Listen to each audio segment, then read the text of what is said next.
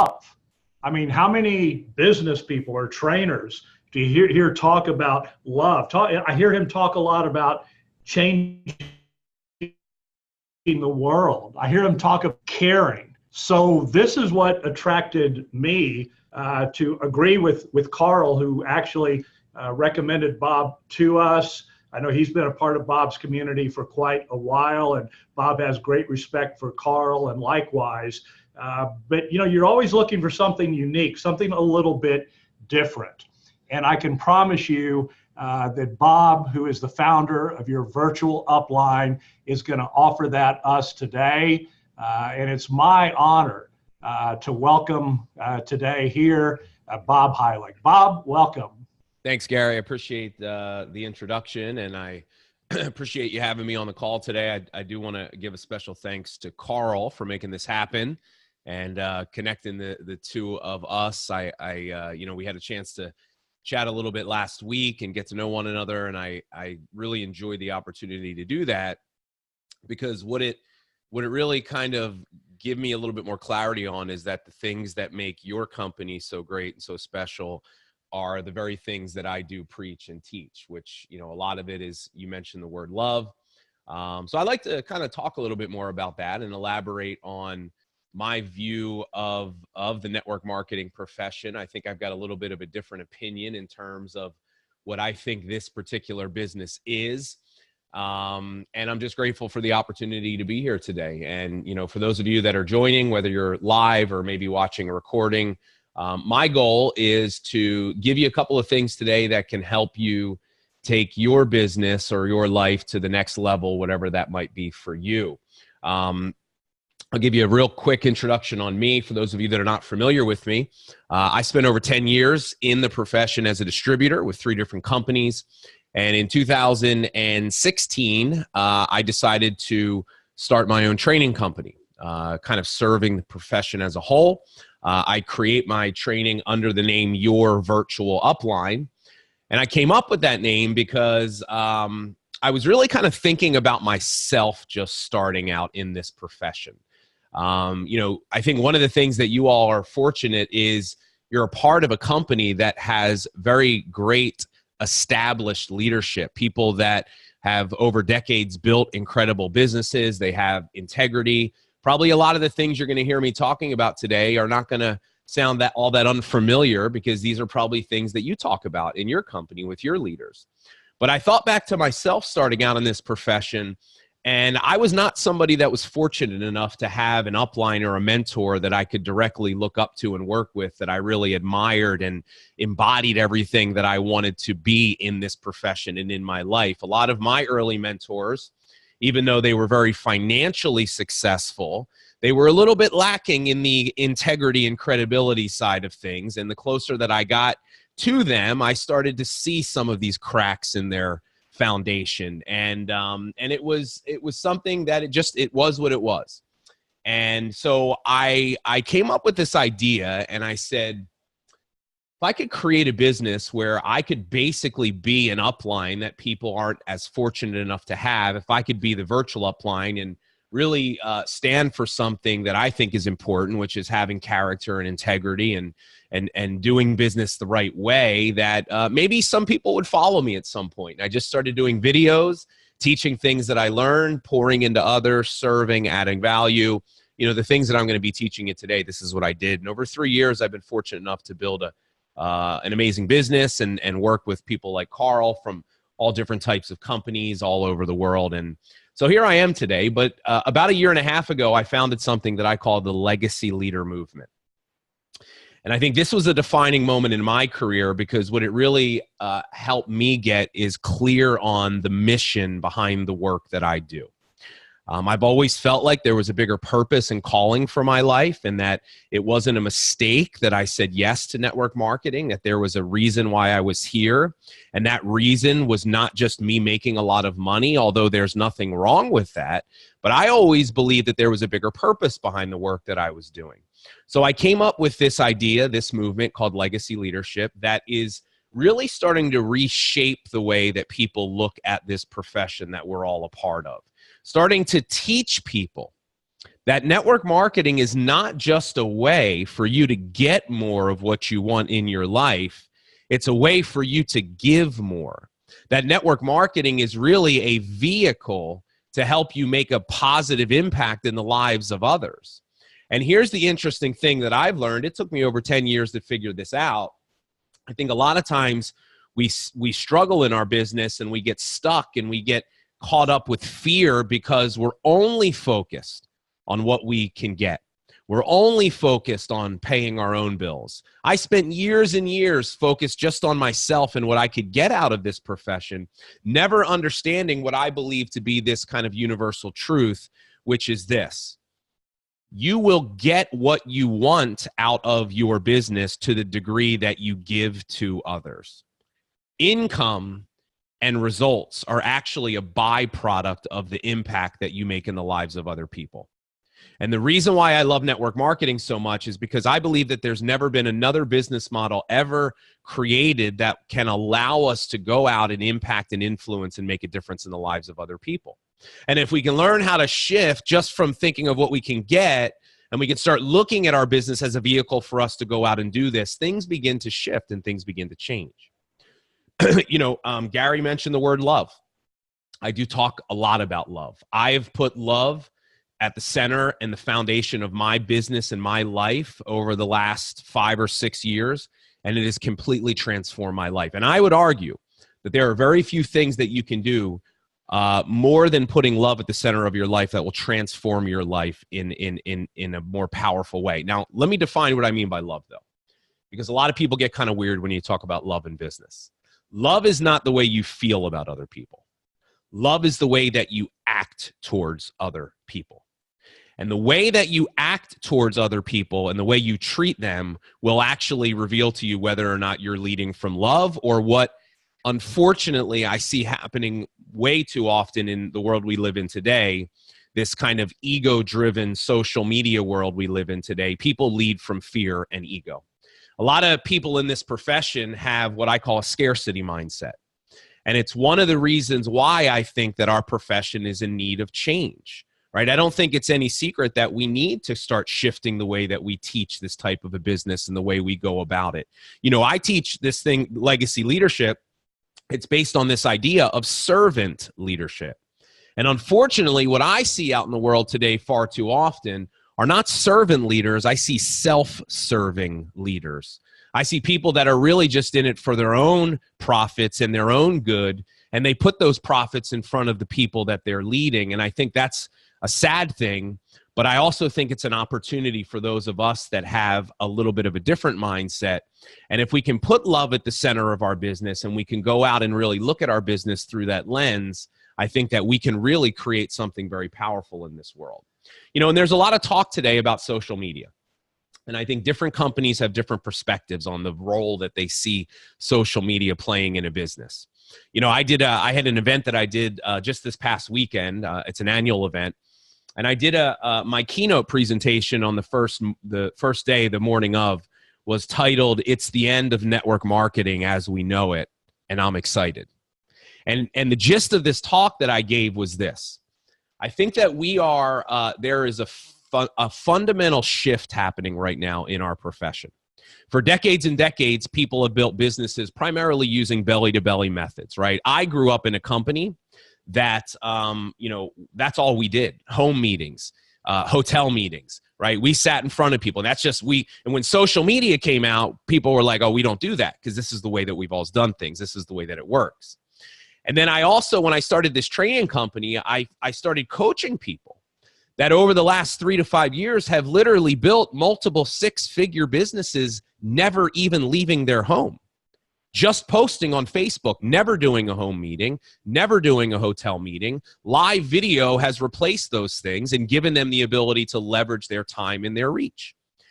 But I think what's starting to happen today is there's a little bit of a shift. And that shift is a lot of these strategies that people used 3 to 5 years ago no longer work anymore today, right? They're seeing diminished returns in their marketing efforts, and that's causing an issue.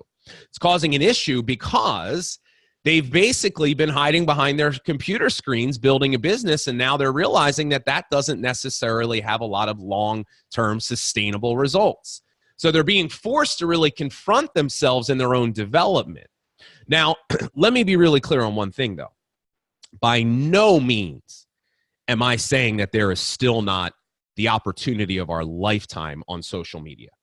And I do coach a lot of leaders that in this kind of fixed scarcity mindset of this is the way we've always done things, so this is the way we do it. That's scarcity and unwillingness or inability to change. The greatest opportunity you will ever have in your lifetime exists right now on social media. If you use it the right way and you know how to put it in the right context of your business. Social media is not a silver bullet.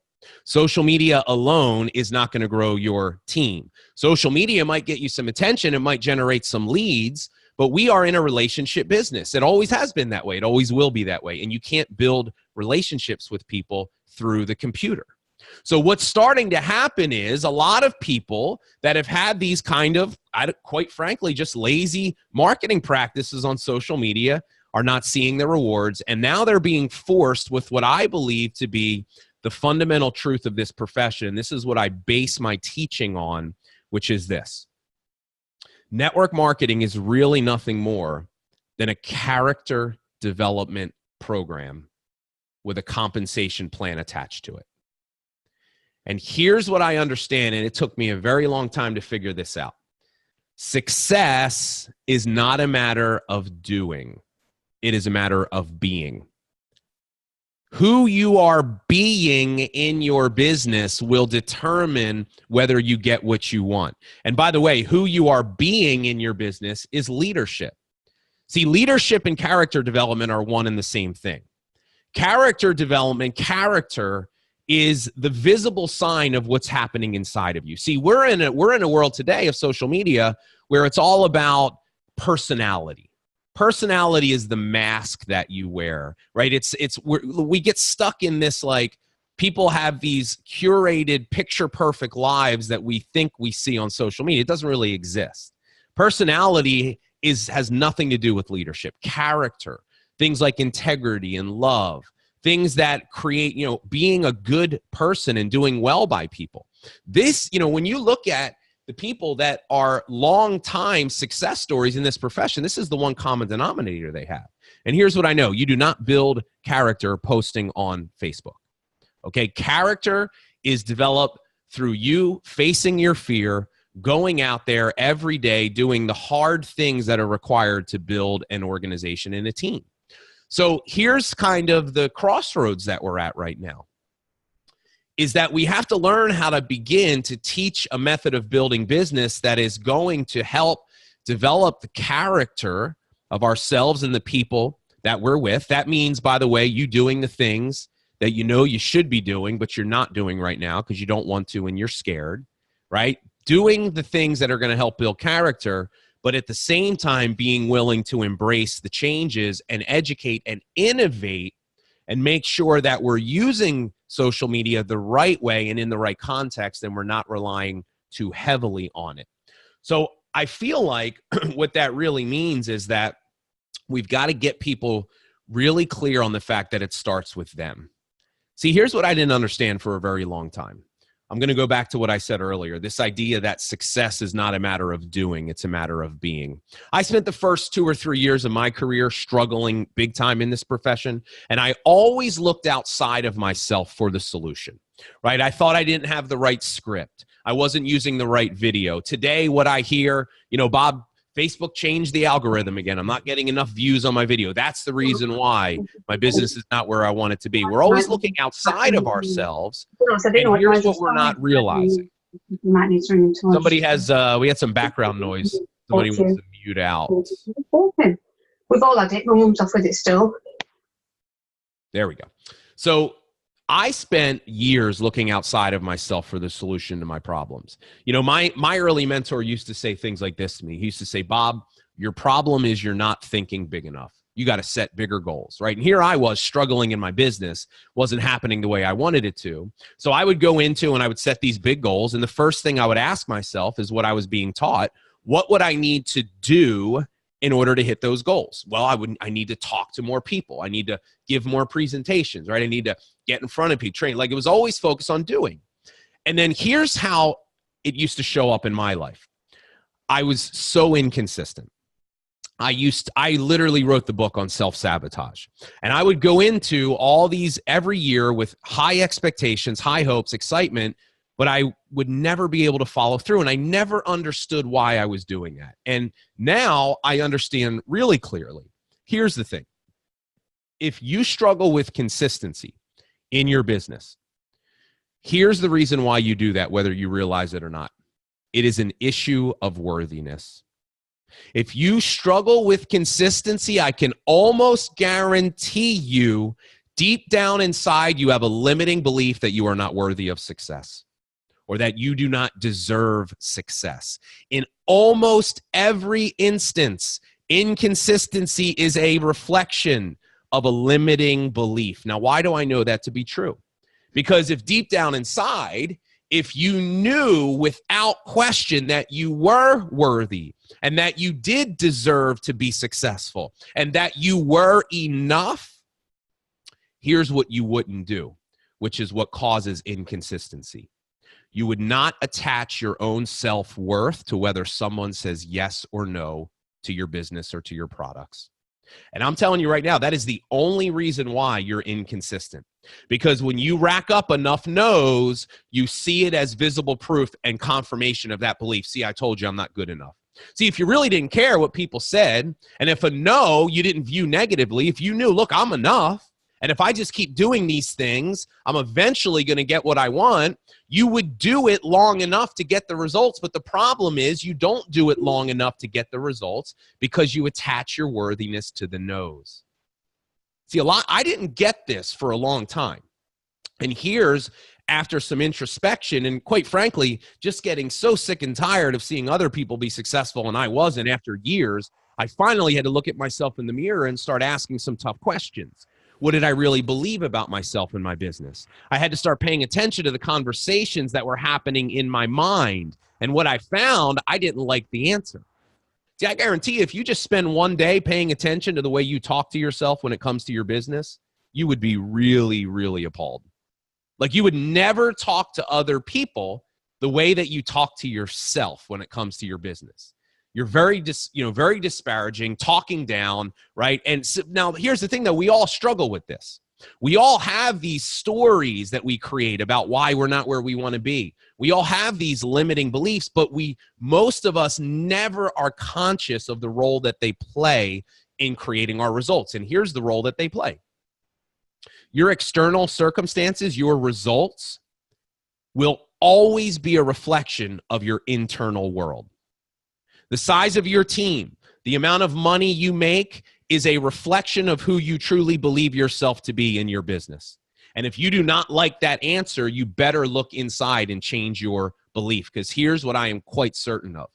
You will never out-earn the person that deep down inside you believe yourself to be. See, your results will always fall to the level of what we call your identity. Your identity is made up of all these things we're talking about. It's who you truly view yourself to be in your business. I want you to think of your identity like a thermostat. And here's the way your identity works. You've got a certain temperature or level that you believe you are worthy or deserving of. It's like an income. We all have a money identity.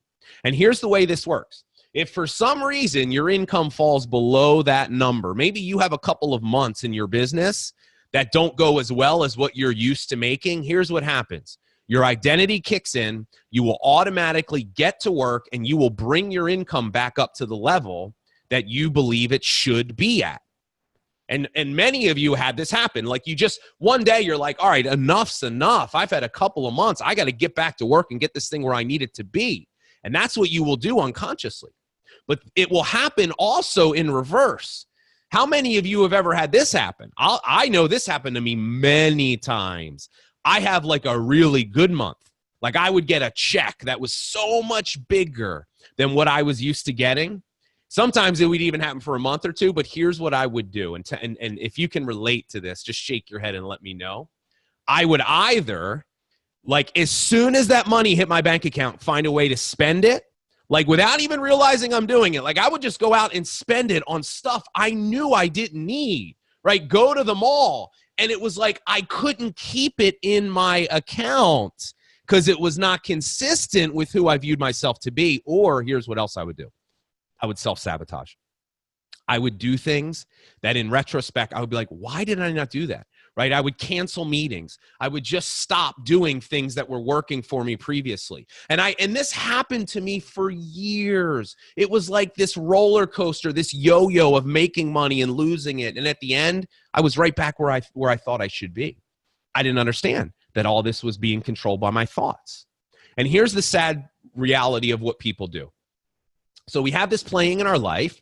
Our thoughts are creating our reality. We don't like what we see around us. And then what happens is we wind up limiting what we believe to be possible for our future based off of what we see in front of us today. We think that we're set in stone. This is where scarcity comes from. We think that our abilities are set in stone. We see what we don't like in front of us and we say, well, I'm not the person that can get more. But here's the sad thing about this. If you are basing what you think is possible for your future based off what you see today, you are living your life in the past. Because the evidence of your current circumstances are your past thoughts. What you thought about yourself yesterday, the stories you told yourself about yourself, your beliefs of yesterday created your results today. And then what winds up happening is we stay stuck in this negative cycle because we keep basing our beliefs on our future based off what we see. So here's what you got to do. You got to wake up first. You have to wake up to the fact that it is all controlled in between your two ears. And you need to consciously start to learn how to change your story and change your thoughts about yourself.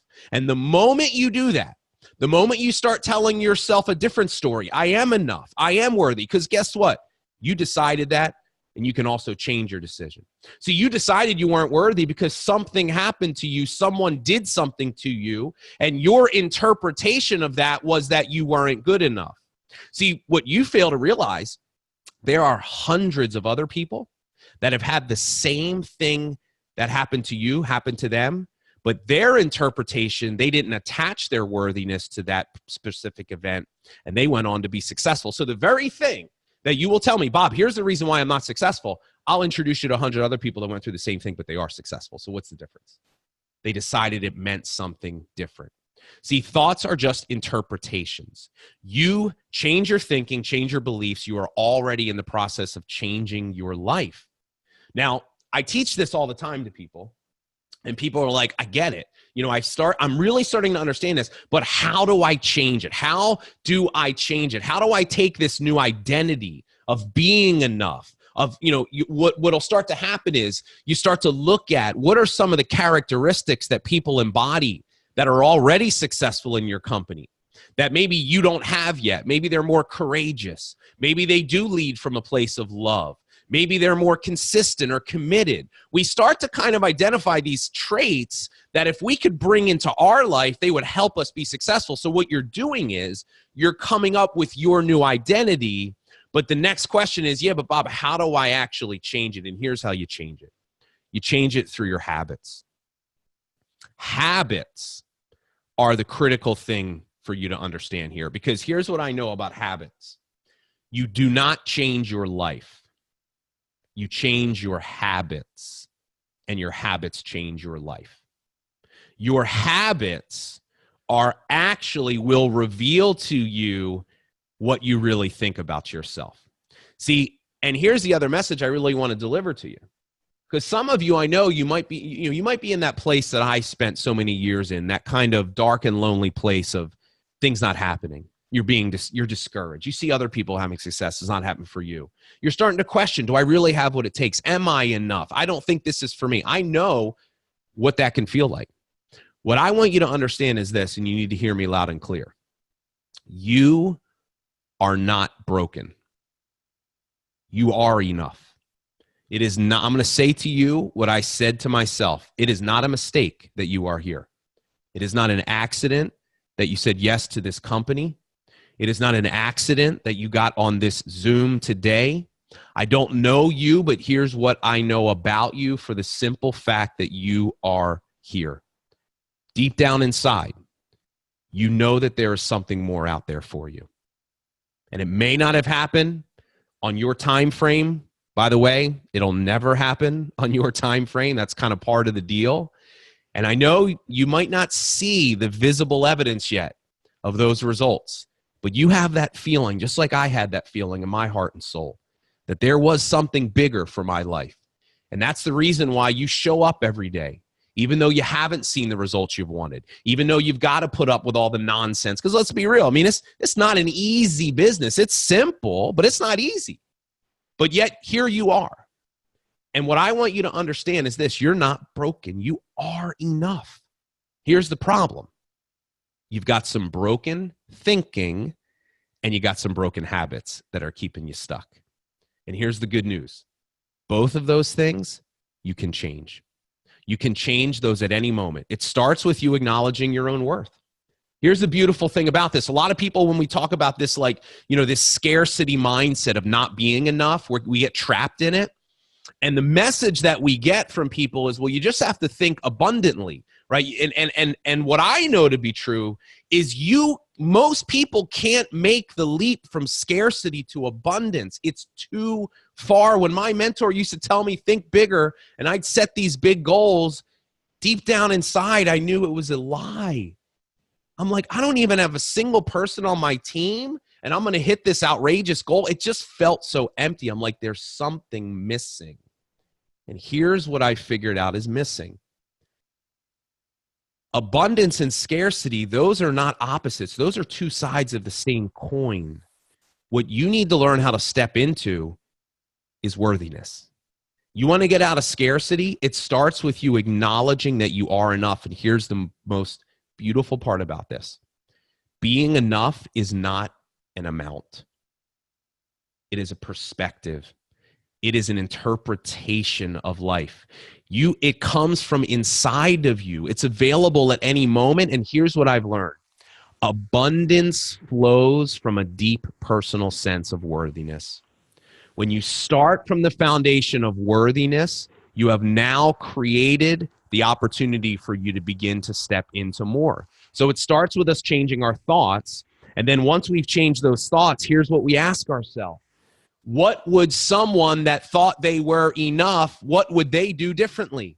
How would they show up in the world? See, because most of us don't practice what we need to, which is, if you want to change your life, you need to operate from these three words: be, do, have. See, most people operate from have, do, be. They say, well, if I had the confidence, if I had the success, then I could do this, and then I could become that. That's not the way it works. See, don't ask what you need to do to hit your goals. Ask, who would you need to be in order to hit your goals? See, when you start asking yourself, who would I need to be? If I believed that I was enough, if I was courageous, if I was already a top earner, how would I show up differently? What I would do? And you start defining the habits. And here's the beautiful thing about habits. Every habit, everything you do. So maybe for you, if you're honest with yourself, you've been very inconsistent with prospecting, and you've let fear keep you from sharing your products, right? You get stuck in relationship building mode. So maybe you're like, one of my habits is I got to stop getting stuck in relationship building mode, and I got to just ask the question more consistently. So that's your habit. And here's the beauty. Every single time you do that, it is like a vote for the future you. Every single thing. And then before you know it, here's what happens. You get really clear and accountable to do that. And after a while, it literally becomes a part of your identity. See, this happened for me. When I first started doing live videos back in 2015, I was so afraid of doing live videos. One of my biggest fears most of my life is public speaking. I'm introverted by nature. My first video, I literally felt like I was going to die. It took me a year to do it. Like, I'm not joking, 1 year. And it was very painful for about 60 days. Like, I had to just psych myself up and will myself to do it. But you want to know what started to happen after a couple of months? it wasn't so hard anymore. And all of a sudden, because I developed this habit, something that I knew I needed to do more of, and every time I did it, it was like a vote in the column for me becoming that. All of a sudden, I'm someone that does videos. And what's so interesting today, I could never not do videos anymore because it is part of who I am. But in August of 2015, you couldn't have drugged me and paid me to do a video. It wasn't who I was at that point. But what I want you to understand is this.